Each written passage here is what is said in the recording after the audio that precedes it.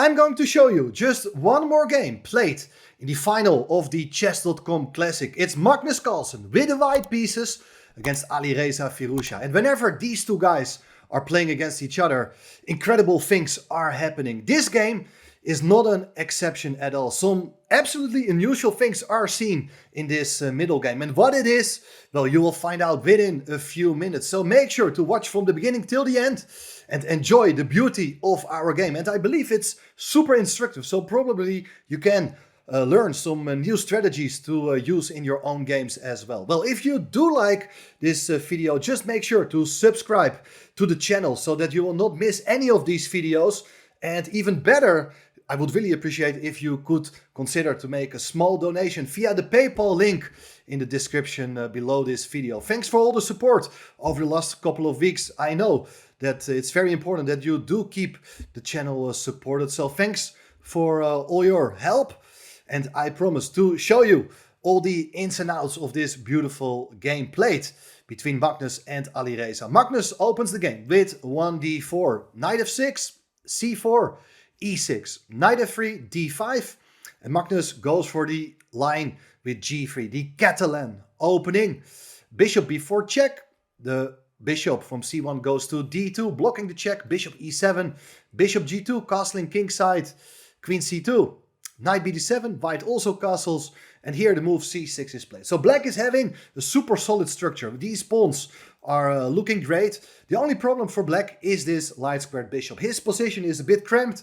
White has an easier time to shuffle around with the pieces. But having said that, black is rock solid. In most games, white puts the rook on d1. So that if the center gets ever opened, the rook is doing a great job there, opposing the queen. It's not so simple, but it's the main move. But here Magnus played the move rook to c1.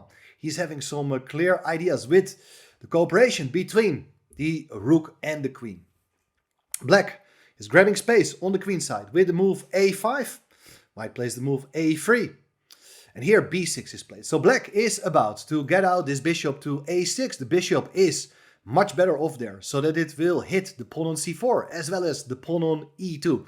And this is the moment to open up the c file. So white captures on d5, attacking the pawn on c6. So black does recapture with the c pawn. We have an open file, but white at this point cannot really make use of it. Here, bishop f4 is played. So there are ideas to bring the bishop to c7 to tickle the queen on d8, but bishop comes to a6.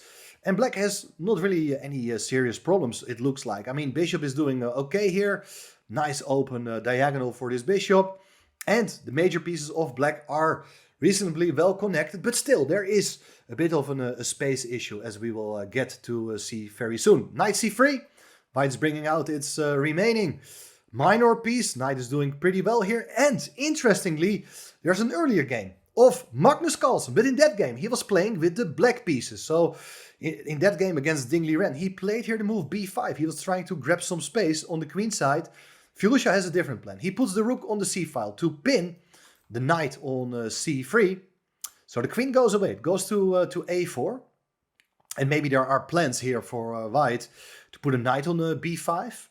And then, well, it's starting to look a bit unpleasant, because how are the queen and the rook from f8 joining play very soon? White seems to build up some pressure on the queen side. So therefore rook c4 is played, attacking the queen, and the queen goes back. It's not a loss of time, but it's a very nice little provocation. How that works, we will see. b5. Black is now applying the same plan as Magnus had in that earlier game, trying to push the pawn to b4. But now white played the move e3. Nice idea, so that the rook on c4 does look vulnerable. And bishop f1 is white's main idea, to hit the rook and also the pawn on b5. Black played the move queen b6, so the queen can also come over to the queen side. Bishop comes to f1, so the rook is under threat. The rook goes back to c6. And here it looks as if black is absolutely okay. If he can follow up here with something like rook c8, black is controlling the c file. But white played here the move a4, putting pressure against the pawn on b5, which is attacked now 3 times by bishop, knight and pawn. And how to react here? Well, Of course, there are two main options for black, and that's either to take the pawn or to advance the pawn. In the game, they follow the move b4 to attack the knight on c3, but perhaps taking on a4 does make sense. I think Firouzja didn't like it because of knight takes a4, then the queen comes under threat, but the queen can go back to b7, keeping the rook supported. The rook will come to c8 very soon. White is probably a bit better here, but black is still rock solid. Anyway, this was not played. b4, attacking the knight with tempo. If you can hit any of your opponent's pieces with tempo, that's usually a more attractive option. But there are some clear drawbacks, and the main one is that the knight comes into b5, which is a great square for this piece. It's counting on the support of the pawn and the bishop, so for black it's not attractive to eliminate it by taking on b5. Black instead played here the move rook fc8, and now white captures on c6. Very important moment. How is black going to recapture? You want to take back with the queen so that you're doubling on the c file. But the problem is there is knight a7. With a knight fork, white does win the exchange. So that is not a possibility. Black has to recapture with the rook. And now the rook comes to c1.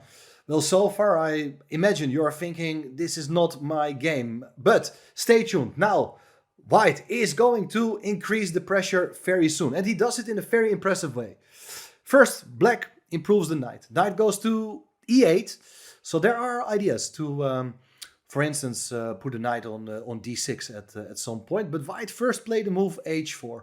So white is also intending to grab more space on the king side, and black cannot do too much. It's difficult to create pressure from black's perspective. It's difficult to create pressure against the rook on c1. So to contest the c file, it's not really an option. Black just made a waiting move here, h6. But now, okay, white can even consider bringing up the other pawn and start to build up some initiative on the king side. And it's a possibility, a serious option for white, because the other pieces, the major pieces, are at the other side of the board. So grabbing space, it's a typical theme. But here, white has a different plan. Play the move h5 to fix the structure for later, and the pawn cannot easily be attacked. At least that's what you are thinking here. Well, the bishop goes back to b7, supporting the rook. And now the knight comes over from f3 to d2. Beautiful plan, as the knight is on its way to b3, which is a nice blockading square. And it does attack the pawn on a5. Remember that knights are jumping over the enemy's pieces, and that's kind of an annoying thing to be forced to keep that pawn defended. Well, first, knight df6 played, so black is looking at rook takes rook, deflecting the queen from the support of the pawn on h5 so that black can take the pawn. But here it is bishop e2. So the bishop is no longer needed on the diagonal on g2, but it's much more active here, supporting the pawn and supporting the action on the queen side. What should black do? Maybe at some point trading of rooks just to release the tension, and maybe put a bishop on d8 so that the bishop can replace the queen in the task of supporting the pawn on a5, so you can very soon put your queen on c6. I think that's a reasonable option, and black is doing a bit worse. White can keep queens on the board and start looking for ideas to play on the king side. But it was not seen in the game. Instead, knight e4 was played, offering the exchange of pieces. But white is not interested. White places the knight on b3. That's a great square. So that, that queen got to keep the pawn defended. Bishop d8 was Firouzja's choice. But now we see the knight is in a bit of trouble, because f3 is played. So the knight has to move again. And if it goes to d6, for instance, then you do get access with your knight to c5. And here white is dominating the queen side. I mean, nothing decisive yet, but it's super unpleasant. White can build up behind these knights. Maybe a double on the c file, maybe a rook in front, the queen behind. There are possible tactical ideas later on. But therefore, black had a different plan. Played knight g5 instead of knight d6, with the idea of knight h3 to attack both the king and bishop. King goes to g2, and now the knight goes back to f6, attacking the pawn on h5. And this is a critical moment in the game, because I think a lot of people would expect here white to protect the pawn with g4. But Magnus goes here for the move knight c5. He's playing for activity, sacrificing the pawn on h5. But Firouzja captures it. But what's wrong with this move? Now, you may pause the video and try to come up with Magnus his idea. This is your chance to play the best move, the move found by Magnus Carlsen. It's a brilliant idea, and it really nicely shows how badly Black's forces are communicating with each other. As here, in this position, the bishop from f4 is of course under threat, but it goes away to b8. You're just going into Black's position without asking any permission. What is it doing there? Well, if Black just goes back with a knight, for instance, there is this move, bishop a7. And look at this. The queen is just trapped. It's surrounded by the two knights. And the knight on b5 protects the bishop, takes away the c7 square, and the knight on c5 prevents the queen to go to a6. So this is a very original way of trapping your opponent's queen. Beautiful, beautiful idea. But you also see the importance of white's pawns on a4 and d4, as these pawns are nicely supporting the knights on their outposts. Well, bishop a7 is a huge threat. Rook goes back to c8 to tickle the bishop, and the bishop may go to a7, but then there is still queen c6, and the queen still has a square to stay. But instead, bishop a7, Magnus played knight d7, attacking the queen, and also opening up the c file. Here, Firouzja first captures on c1, but there's queen takes c1. So white is taking over the control over on the c file. The knight is hitting the queen on b6. The queen goes to c6. So now queens are coming off the board, and Black even hits the knight on d7, but there is knight e5, attacking the bishop. And here Black is a pawn up, but he is in big trouble, because if the bishop goes somewhere, well, let's say if you take the knight first, if you do take it, there is pawn takes b5, and the next two moves are bishop a7, so that the bishop is making space for the pawn to come forward to support the b6 square. b7 will follow, and the bishop also supports the promotion square. So this b pawn is unstoppable. White is going to win a full piece. So instead, Black is not interested in taking on b5, because that creates a passed pawn. The bishop went back to e8, and it still looks as if everything is under control, but the action is now shifting to the other side of the board, as these two knights are still in trouble. White has here the move f4 to attack the knight on g5, and also the bishop now hits the other knight on h5. White is going to win material. If the knight from g5 goes away, it's bishop takes h5. If the other knight goes away, then it's pawn takes g5. You're also winning a piece. So here, Black is trying to steer things up. I mean, he's going to lose a piece, but he tried here f6 to attack the knight on e5. The bishop also protects the knight on h5 now. And probably the easiest move here is just to take first this knight. And if you, well, basically you're forced. If you take on e5, then you're able to trap the knight on h5 with the move g4. The knight can't go anywhere, and that should be technically winning for white. But instead, they follow the move knight to d6. How insane is this? Everything is hanging here. Your knight on e5, you could have taken two knights yourself, but instead you're moving this knight to d6 to attack the bishop on e8. However, here, last chance for Black to stay in the game is to move the knight from g5 to e4 to attack the knight on d6. Now after knight takes e8, there is still knight takes g3, and Black has two pawns for the piece. Bishop is hanging, knight is hanging. It's super tricky. I'm not sure this is what you should have done.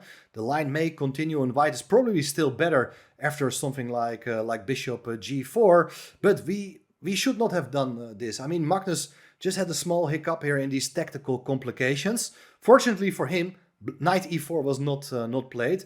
Bishop takes pawn is the chosen continuation, but then first the knight on h5 is taken. The other knight on g5 is still hanging, so that after f takes e5, f takes g5 is played, bishop takes g5. Black is trying to grab as many pawns as possible, trying to escape into an inferior endgame, but with good drawing chances. But white still has the initiative. With bishop f7, you're giving a check. King goes to f8, bishop takes e6, and the pawn on d5 is going to be lost as well. Pawn takes d4, pawn takes d4, bishop to c1, and this starts to look very dangerous. If the pawn on b2 is gone, these two pawns, they can become very strong. That's what you may think, but there is bishop takes d5, great move, bishop takes b2, attacking this pawn, but here first the bishop defends it with bishop a7. So no time to capture that pawn, king goes to e7, and there is bishop to c5. So you keep the pawn defended as well as your knight on d6. And if you, for instance, take on d4, at least you can play knight f5 with a check. You're picking up the bishop on the next move. So there's no time for this deflection idea. Bishop c3 played. But now, knight to e4, check. This is a discovered check anyway. So the king got a move. Knight takes c3, pawn takes c3. Is this pawn dangerous? No way. Because this bishop can always come back to a3 and control the c1 square, the promotion square. So king comes to the center. Bishop to c6. You may even consider the exchange of bishops, but white's bishops, the bishop pair, it's ruling the open board. And bishops are really good supporting a passed pawn at the same time. So pawn to c2. Now the bishop got to go back. As I said already, g5. Black is trying to maybe trade off the remaining pawn on the king side. White goes d5. Hits the bishop on c6. Bishop to b7, the king comes to e3, h5, the king comes to d4. So it's not going to wrap up the pawn, but it's rather supporting the pawn on d5. So after the move h4, you can simply take it. G takes h4, and now it's bishop to d3. So you're ready to take the pawn on c2. As you see, the king defends the pawn on d5, and also the other, the bishop can also stop the other pawn on the h-file. And note, of course, that if black would ever take with a bishop on d5, then you get this endgame of two bishops. And of course, that's an easy win. Magnus knows how to do that, and hopefully you also know how to win that. King d8 played, bishop takes pawn, h3 is played. Now the bishop comes to d6 to protect this h2 square. Bishop a6. The bishop goes to f5 to hit the pawn. The bishop defends it. Now the bishop just goes back to g3. And note why Magnus goes for this square. He keeps control over the h2 square. And after the move a4, it is time for the move d6. And here it's time to resign. Because on the next move, bishop h4 is going to be played with check. After the king goes away, you're ready to push your pawn, because in that case the two bishops are controlling the subsequent squares for the pawn, so the promotion is simply inevitable. If you block here with bishop b5, the pawn on h3 can just be taken. So this is a very easy win for Magnus in this endgame. So I thought it was a very, very impressive game by Magnus, and in particular this moment in the middle game with his move bishop to b8. That's something, a very unusual theme. But how to spot these ideas? Always look at your opponent's pieces. When piece is lacking enough squares, especially the most valuable pieces, then you should always try to take away even more squares, and then just one more move you're away from trapping that piece. Very instructive piece configuration by white in this game. Let me know in the comments what do you think of this game. Thanks once again for all your support, and stay tuned for more action on the Robert Riss Chess channel. Bye bye.